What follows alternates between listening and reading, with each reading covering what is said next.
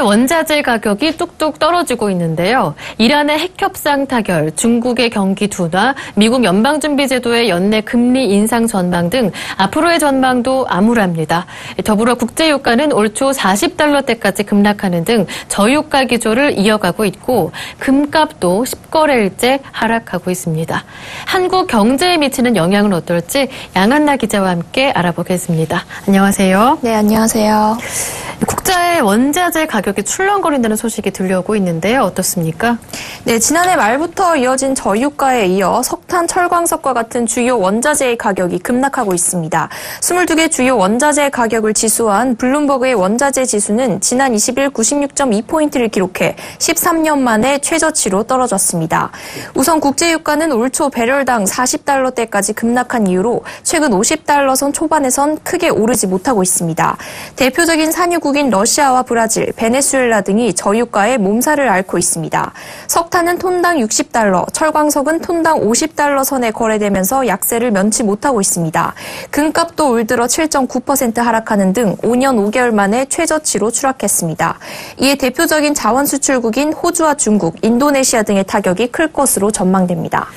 네, 그렇군요. 그렇다면 이렇게 원자재 가격이 급락하는 이유는 어디에 있을까요?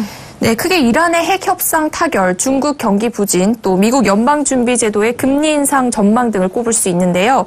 우선 이란 핵 협상 타결로 유가의 공급 과잉이 빚어질 것이라는 우려에 유가가 오르지 못하고 있습니다.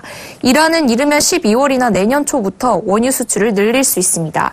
모건 스탠리가 어제 발표한 보고서에 따르면 세계 석유 산업이 1986년 불황 때보다 더 심각하다는 얘기가 나왔고 유가 약세의 가장 큰 원인으로 오펙의 공급 과잉을 지적했습니다.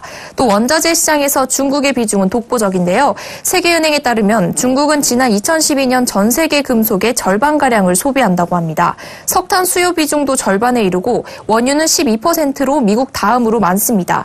그런데 중국이 지난 1, 2분기 성장률이 7%로 6년 만에 최저치를 기록하면서 암울한 전망이 나오고 있는 것입니다.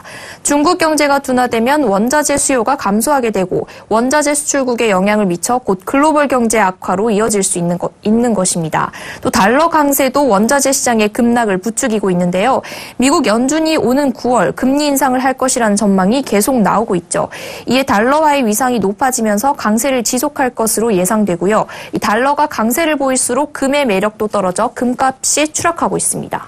네, 결국 저유가와 중국 경기의 부진 그리고 미국의 금리 인상 영향 등 전망까지도 원자재 가격 급락으로 이어졌다는 건데요. 그렇다면 이것이 한국 경제에 미칠 영향은 어떨까요?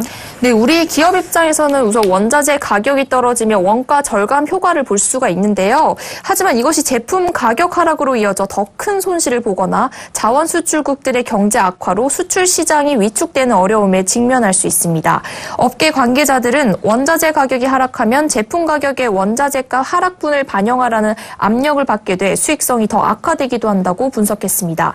또 전체 매출 규모가 확 줄어들어 이익 규모가 급격히 줄게 된다고 불만을 표시했습니다.